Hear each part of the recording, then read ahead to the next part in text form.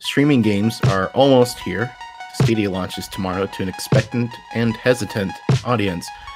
The big questions here: how big is the hitbox for success, and how many lives does Google have? This is the Android Police Podcast.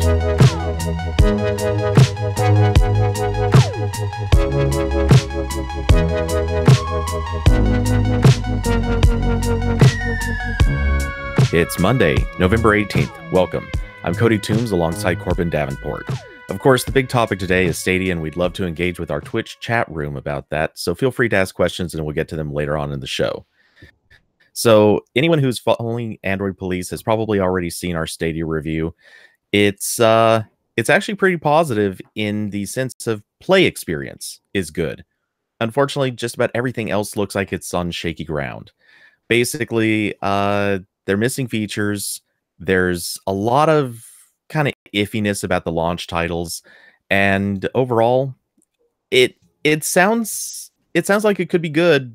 But at least Taylor, the reviewer, basically felt like, this is promise for the future, but not necessarily a must-do right now.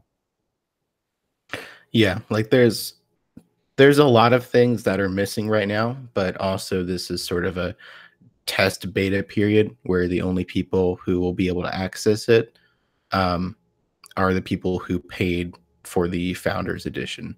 So it's not as big of a deal as something like kind of like when Google launched Allo and it was just missing everything, and that was the real launch. This is sort of like it's still technically beta kind of. Like right now you can only use it through the Chromecast Ultras that came with the Founders Editions. Not even the regular Chromecast Ultra can, because it hasn't been updated for that. Though you can also play it on PC. Also stuff like achievements, maybe people don't care about that as much. Just a lot of little things that add up. But again, this isn't like the full launch yet. We're not quite there yet. So I'll give Google a little bit of legroom for that. Yeah, I'm always willing to give a little bit of space for your first launch, your first days out. I remember when the Xbox launched, the original Xbox, and certainly things there were not perfect. There was a lot of work to be done. They were missing features that PlayStations had. And there was just a lot there that you could say was missing. On the other hand, it did feel more complete than this. We're looking at a service that, for example, missing achievements. Apparently, Stadia is recording your achievements, but they haven't developed a screen to actually look at them yet.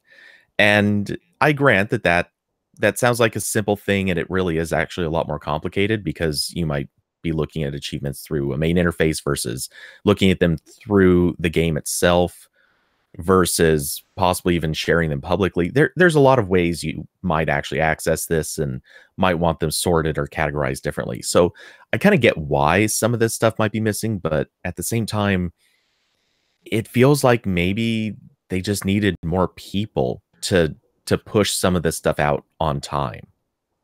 And it just feels weirdly empty at this stage. Yeah, and like another thing that we only learned today was the pricing for all of the games. So one of the big confusion points I'm seeing a lot with Stadia is that people assume there is a required subscription and then you buy the games on top of that. But when Stadia launches for realsies to everyone, not just the people who bought the Founders Edition, there will be a free tier that just limits your streaming to 1080p and 60 frames per second. So the game pricing themselves, it's kind of interesting, because most of the games are priced similar to what you would expect from a console. So new big games are $60. Smaller games are $20 to $40, that kind of thing. There are a couple outliers, like games that have been out for a year or two at this point that have become $20, $30 on consoles and are still full price on Stadia, like Assassin's Creed Odyssey. But you also have to factor in that, again, there's no required subscription. So that price also goes into you being able to access Google servers at any given moment to play the games. So it's not quite the same value you'd get from a console game. So almost in a way, it's remarkable that the games are priced very closely to the console versions. I wouldn't be surprised if Google might be taking a loss there, especially given what the developers probably want in terms of uh, their cut. Yeah, everything about Stadia, it prevents it from being a real one-to-one comparison. The mere fact, obviously, as many people point out, you don't have to buy a console, which is fantastic. This is saving you a lot on hardware. This is saving you from the inevitable problems of classic console failures like the Red Ring of Death or any of the follow-up issues that almost every console has had. On the other hand, you don't necessarily. It's really unclear what you're getting with the games in the long run. Obviously, a lot of people bring up the classic issue, which has been talked to death, of course, that no one's really sure if Google will be sticking with Stadia in the long term, and with pricing on games, it looks good for some, and others it's odd. Yeah. So and again, we only have pricing right now for 12 out of the 22, I believe, launch titles, because last night, sort of at the 11th hour, so to speak, Google updated the number of games that would be available at launch on Stadia from 12 games to 22 games. So that's a pretty nice improvement. 12 was a little bit sparse, I think, even though some of the ones in that 12, like Red Dead Redemption 2, like you could just play that for hours and hours. I don't think it was lacking by any stretch. But now the number of games that will be available on day one on Stadia is now includes stuff like Football Manager 2020, Metro Exodus, which was a big one from early this year, Rage 2 from Bethesda, Trials Rising, Wolfenstein Youngblood, all the those sorts of games. And of course, Stadia is still expected to get a lot, not a lot more, but more games before the end of the year. A lot of these were previously scheduled to be available just sometime before the end of 2019. So Google's pushing up the availability windows a little bit, which is nice. Yeah, I remember being a little skeptical when I saw the initial list because outside of Red Dead Redemption 2, Mortal Kombat 11, and maybe 2 or 3 of these others, honestly, it was kind of a bleak list. And also Destiny 2, of course. By adding some of the new ones, it does look a little bit more promising. It does cover a little bit wider range of gamer with the new list, but yeah, it's still not necessarily a show-stopping list, especially when you've got some titles in here that are several years old. So, it's not bad. I mean, any console would launch with a likely a weaker list than this, though typically they'd also be launching with actual launch titles, purely new games, whereas this is, again, some older games, some that are a few months old is fine. A few years old does cast a bit of a shadow on it. Yes. So Stadia, there's a lot about it, including the launch might have been a little bit rushed. We kind of touched on this earlier, but it's important to lay it all down. The Stadia is having a few issues to start with. We already touched on, like, achievements is missing, and the ability to use existing Chromecast Ultras for Stadia and just any Chromecast in general, because eventually it's supposed to work on all of them. Anywhere you can cast is supposed to eventually work with Stadia. Other stuff that's missing is like family sharing. Stadia is supposed to have a buddy pass that won't be available on day one, but it should be available within 2 weeks of the launch date. There's also no 4K HDR and 5.1 surround sound support on PCs until sometime in 2020, which kind of stinks. Granted, I don't have a 4K monitor, so yeah. Yeah. Also stuff like Stream Connect, State Share, Crowd Play, and also the Stadia controller itself has been delayed for a lot of people, and we'll get to that a little bit later. Yeah. So when you look over the list of what's missing, some of this stuff I'm not surprised by. Some of it honestly makes a lot of sense. It's unfortunate that family sharing isn't there right from the start because, as a lot of people brought up, and I believe Russell Hawley tweeted about this and got a lot of attention on it. At launch, basically, you have a situation where a lot of kids are going to be going in and playing, and you're basically just expected to buy 2 copies of like a $60 game in order for them to play against each other, and that just seems not just wrong, it actually seems like an really obvious failure. But at the same time, I can also kind of see why they might be struggling with that. Not necessarily the easiest thing to work out with developers. The buddy pass thing, that was actually something that they said outright in the beginning would be available, and now that they're, even if it's got a 2-week delay, there just should be no reason for that.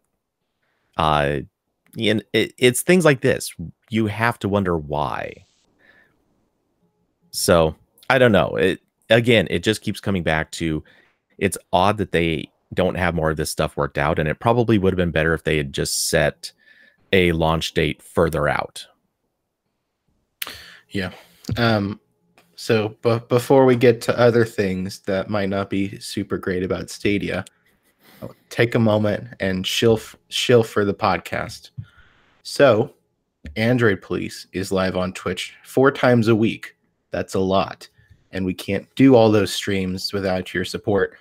The best way to show your love is by subscribing to Android Police on Twitch. When you subscribe, you get a really fun emoji of Ryan's face when he was super drunk. It's a lot of fun to use. And also, you get extra entry methods and all the giveaways that we do. And we've been really ramping up our giveaways. I think there's 1 or 2 that are live right now, including one with a Pixel 4. I believe maybe Jules can drop that in the Twitch chat for us, but that's a good one to enter. The Twitch tiers start at $5 a month, but if you have Amazon Prime, Amazon actually gives you 1 sub every month you can just freely give away, and you can give that to us and still get all the same benefits, and it still helps us. It's not like, it's not funny money, it's real. You can learn more at twitch.tv/AndroidPolice. If you don't use Twitch, you can go to androidpolice.com and hit the donate button, and we have lots of other options there for helping us. And thanks if you've subscribed already or donated or done something else to help us. We very much appreciate it. And back to poo-pooing on Stadia's parade, shall we? So it actually, just hitting that feature list, I'll bring up one other thing that I think was really interesting. If you go back and rewatch the initial announcement for Stadia, one of the things they spent a lot of time talking about was basically how you'll be able to stream this to YouTube, and how you'll be able to engage with followers and things like that. One of the things that they haven't mentioned is how streamers are going to project themselves on the screen. No one's ever talked about setting up cameras or controlling chat rooms or anything like that through Stadia. And again, like as mentioned, State Share, Stream Connect, any of those features, all of this stuff is just somewhere out there, but it's not really clear when, or I'm sure there's no if it will be a win, but still, it seems very strange that one of their biggest focuses was on streamers, and it seems like at launch they are completely out of the picture. Yeah, and again, it's not exactly apples to apples, but Twitch itself has been making pretty major strides to making it easier to stream from a traditional PC. So it is a little bit. It does make Stadia's lack of any streaming features a little bit more apparent when now you can just download an app from Twitch on your computer and start streaming a game on your PC. Yeah, and I mean, it's not that it would be that hard to stream Stadia to Twitch, which is kind of funny. It'll almost be easier to do that than to stream it to YouTube at this point. But it's an odd look when this, in theory, or when they courted so heavily towards being able to stream, and it seems like Right. that's not just an afterthought. It's literally a non-thought at this stage. So again, kind of an odd thing that seems to be missing from a launch. Especially including, if I recall, I did not, maybe I'm mistaken on this, but I think the PS4 actually launched with streaming support either there on day one, or it was added like a month in or something. It was really quick. I couldn't tell you. I didn't. I never. Only my brother has a PS4, and he got it like 2 years after launch, so I don't recall. Yeah, I got mine pretty far after lunch too, so similar, but still, yeah. So things just looking odd. Let's see. So other things that have gone kind of wrong. The Stadia controllers have been delayed, which did you mention that earlier? I just touched on it because I know we were gonna go into detail about it.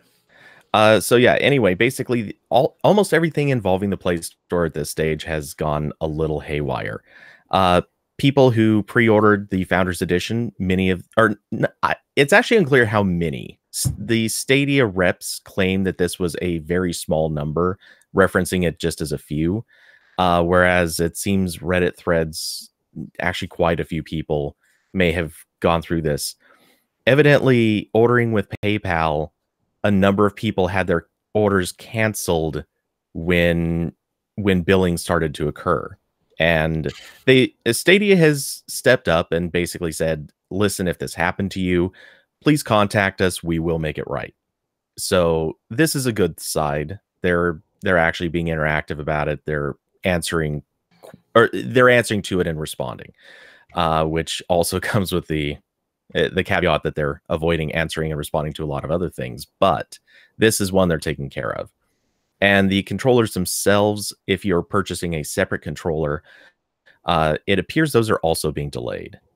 I did not see the exact reason, but they did commit to getting a response out very quickly about why or when. Yeah. So this stinks. I don't really have any insightful commentary about this. It's just kind of a screw up. I do really appreciate one of the comments on the article where someone said the service isn't even out yet and Google is already canceling it. It's funny. But yeah, and then also, of course, this sits on top of what was already a pretty well-known issue where in what had originally been committed to as a launch date of November 19th has basically become a 2-week period in which people will be receiving their starting kits. Some people supposedly will be receiving it tomorrow, the 19th. Other people may not be receiving it until early December, like myself. So it's going to be this protracted launch where some people just won't be able to start until later on. And supposedly it's based on when they signed up for the Founders Edition. But again, you can look at Reddit threads and find numerous people who signed up almost immediately, and they are significantly out of order from other people who signed up hours or even months later. So Yeah. Lots of little oddities there too. I know Taylor mentioned that he said he thinks that uh, Stadia access codes will be emailed out starting tomorrow. So maybe people will be able to access Stadia before their physical kit showed up, but that's only on PC because, again, the regular Chromecast can't do Stadia yet. So Right. there's going to still be a delay for that. So I did read a response from one of the Stadia reps that basically said what they're going to do. And this sounds plausible, but we'll see how it plays out. Evidently, what they're going to do is email out the invite codes in the order that people, sorry, when they ship the starter pack, they will email out the invite code at that time. And supposedly, since they're going to be shipping in the order that you sign up for it, that means they should also be emailing out the invite codes in the order that you signed up for it. So even if you're on slow shipping or there's a delay in your shipping, you should still supposedly get your invite code in that stage. So we'll see. I mean, the promise here is you'll be able to access it from your computer, and as many people care, you'll be able to get your username early. These are the two big concerns a lot of people had. So at least for the username, I think that matters. For access, we'll see. Obviously, a lot of people don't really want to play this so much on the computer. They want the TV experience, but you know, at the very least, this gives some opportunity to some people. In other words, if you signed up, keep an eye on your email because that's gonna be hitting you before the actual starter kit. Gotta snag your username quick. So the last thing that we'll touch on in terms of not so happy Stadia news is that at least one game developer we reported on is worried about the longevity of Stadia. So again, we touched on this earlier. This has been absolutely talked to death, so I have no desire to go over it again. But Google's long history of canceling things does give a shout out to Stadia's success. People are worried maybe it might be canceled sooner rather than later. Of course, nothing on this earth is eternal. Steam will eventually be shut down. Who knows when? But Google is a bit more trigger happy on shutting things down than some other companies. So during PAX West, which was a while ago, a site called Games Industry interviewed Gwen Fry, the developer of Kine, which is one of the more indie games available on Stadia at launch. And I'll read their quote because it states it pretty well. They said, "The biggest complaint most developers have with Stadia is the fear that Google is just going to cancel it. No one says, oh, it's not going to work, or streaming isn't the future. Everyone accepts that streaming is pretty much inevitable. The biggest concern with Stadia is that it might not exist. And you think about it like that, that's kind of silly. Working in tech, you have to be willing to make bold moves and try things that could fail. And yeah, Google's canceled a lot of projects." So yeah, and it's obviously, this has been probably the biggest talking point since Stadia was announced. I mean, you can go back to the initial announcement post that we did, and the comment section is just filled with people saying until it gets canceled. So it's still full of it. Every time we write anything about Stadia, there's 10 people that jump in and make a Stadia's canceled joke. They're not for guys. I'm sorry. They were maybe funny the first time, and that one I mentioned earlier, that was funny because I didn't expect that.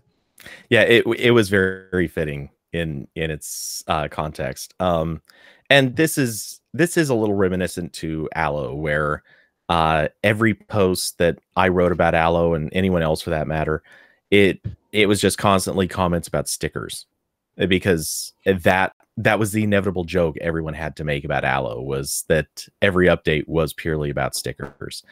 And to be fair, many of them were, so understandable. but yeah, it becomes a broken record at a certain point. And the thing is, though, that is also significant to Google, because when you've earned a reputation for canceling so many projects, many of which actually have a user base and real longevity behind them. Obviously, I'm not talking about Allo here. You pretty much end up with a situation where people are going to be less trusting of you. And Google has numerous times from multiple departments hyped up the message of fail early, fail often. I'm sure that's actually a misquote. It's fail early and something else. But anyway, it is very specifically a thing about canceling projects. And here we have a very ambitious endeavor. Stadia is not a small thing. It's not a simple thing, but it is a very big goal in that situation. And it's not hard to understand why people would be reluctant to spend money investing in games and wanting to pick up uh or wanting to pick up things that they are going to want to use for a long time, and then possibly down the road they might actually be saying, whoops, that was a bad buy, that was a bad investment. Where did the things go that I spent money on? Yeah, and this kind of just ties more into not necessarily the Google kills everything crowd, but I think this mostly ties into the point that a lot of people who play games are more and more frustrated with the inability to tangibly own the games. Of course, you can still buy console games on disc, or in the Switch's case, the little cartridge things. But even those rely on updates and some kind of server side checks a lot of the times. And of course, on PC, the most popular way to buy games is through stores like Steam and Epic and Origin. And on those, you don't really own anything. You own the right to play the games, but Steam could completely shut down tomorrow and everything would be gone because it's all DRM locked. Of course, there are some exceptions. Like there's the GOG store that sells DRM free games, but the point is that Stadia is sort of like an escalation of the thing a lot of people who play games are already kind of sick of, where not only do you not tangibly have the games, at least in like downloaded to your computer, now you not only do not own the games, but you also do not own the hardware to run them. Yeah, So I get where people are coming from, but it's, it is what it is. yeah, I mean, this is a discussion that really started, or it keeps resurfacing ever since I want to say going as far back as Windows 95. You really don't own software anymore. You own licenses to software, which is your guarantee of usage or access to usage. But this does not inherently mean you will always and forever be able to play it. And there are very justifiably arguments that we still want to be able to archive games, even setting aside the notion of ownership. The idea that you could have an exclusive on Stadia that may, if Stadia were to shut down, you may never actually be able to play a certain game again. And that does suck. The counter to this is, think about any game that's fairly multiplayer oriented. What happens when the company that runs the servers decides to shut down those servers? We've seen this happen with Halo. We've seen it happen with I'm drawing a blank on the rest of them, but every MMO ever that isn't World of Warcraft. Pretty much, yeah. Eventually, those servers get shut down, and all of your investment, all of your saved up character stats, everything else out there is eventually dead. So, it's very unfortunate, but there will never be a day that we get back certain games or certain multiplayer experiences. And then there are single player experiences which are obviously very, very good and would be incredible. And it'd be wonderful if we could archive a lot of those. And some of those games will 30, 40, 50 years out still have incredible stories that are worth bringing back. Now, granted, at that stage, we're all going to be like, ew, you have to use your hands? That's like a kid's toy. But, like the Back to the Future 2 scene. All right. Oh, I do not furiously hate you. I committed to that one. If you don't get that reference, you're a bad person. Anyway, or at least a bad movie watcher. But yeah. You uncultured listeners. Plebs. Anyway, but seriously, if, there are going to be games that it'd be wonderful if we could archive, and we obviously should be able to. But outside of that, we really need we really need to kind of come to terms with the fact that nothing is really truly permanent. You can't keep all of this stuff around indefinitely. So, and one of these days, there's nothing saying a developer can't push those titles out through other means in the future. Stadia is not a end of life for everything. So, possibilities exist. Yeah, like a lot of games that start out as console exclusives eventually come to PC and vice versa. So, here's hoping at all that. I do think at least it'd be nice to see all the Stadia exclusives eventually make their way to other platforms. So yeah, and outside of the ones that supposedly are going to require the impossible server resources that they've claimed, outside of that, I think most of them probably will. There's not much reason for anything to remain a true exclusive these days. Or those games do get released and you just kind of have to like network several PS4s together to play it. Oh, that'd be awesome. So break up the Thunderbolt cables. So I think there have been a lot of unfair complaints about Stadia, especially from people who obviously would not have ever touched it or played it yet. What stands out to me is I think a lot of people, before Stadia was even announced, they had in mind an idea for what they wanted to have in sort of the future of gaming. And Stadia seems to be the exact polar opposite of what so many people wanted. Again, ownership, archival, things like that were obviously big talking points. We've seen a lot of people kind of complaining very justifiably about modding.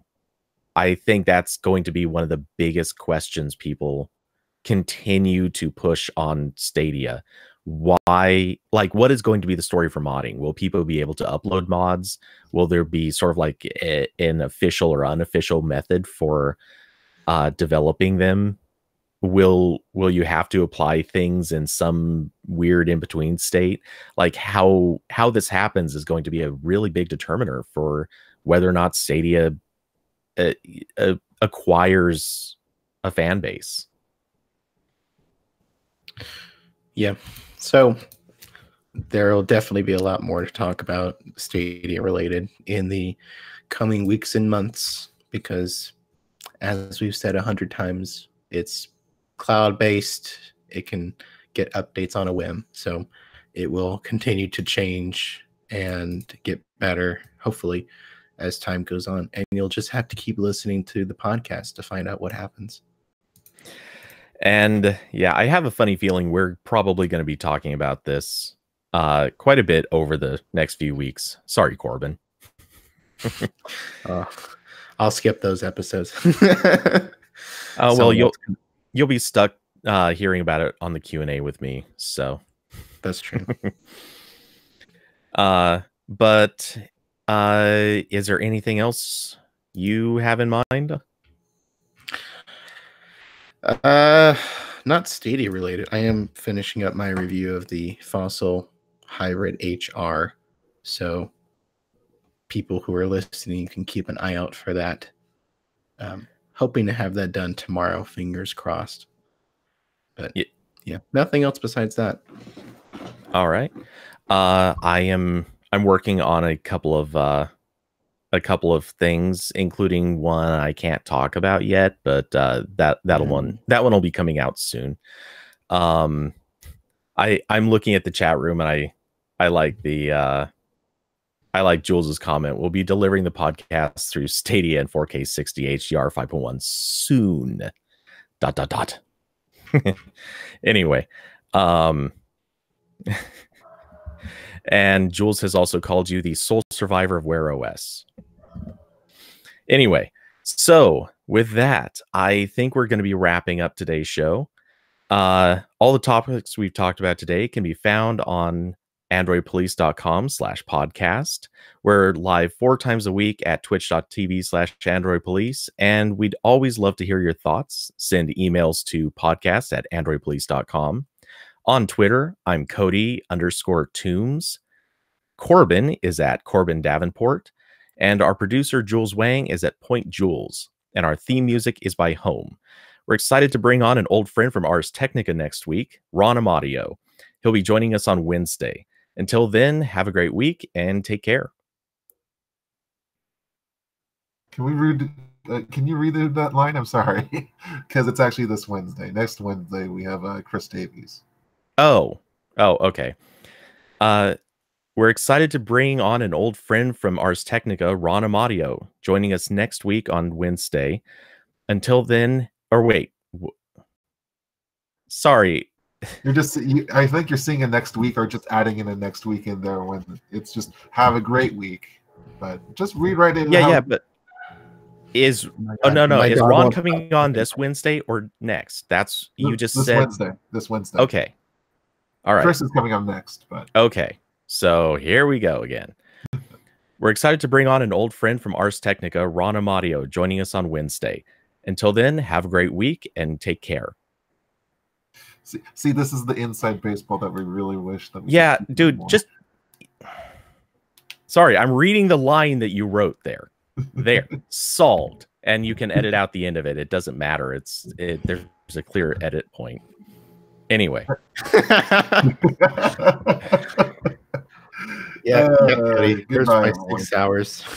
6 hours. Yes, we need a 6-hour writing course on podcast scripts. Yeah. Well, when you leave in the line, you told me to read it. I read it. Anyway, so on Wednesday, Ron Amadio is going to be joining us from Ars Technica. We, of course, Corbin and I will be back tomorrow on Tuesday for the Q&A show. And until then, have a great evening. Bye, y'all.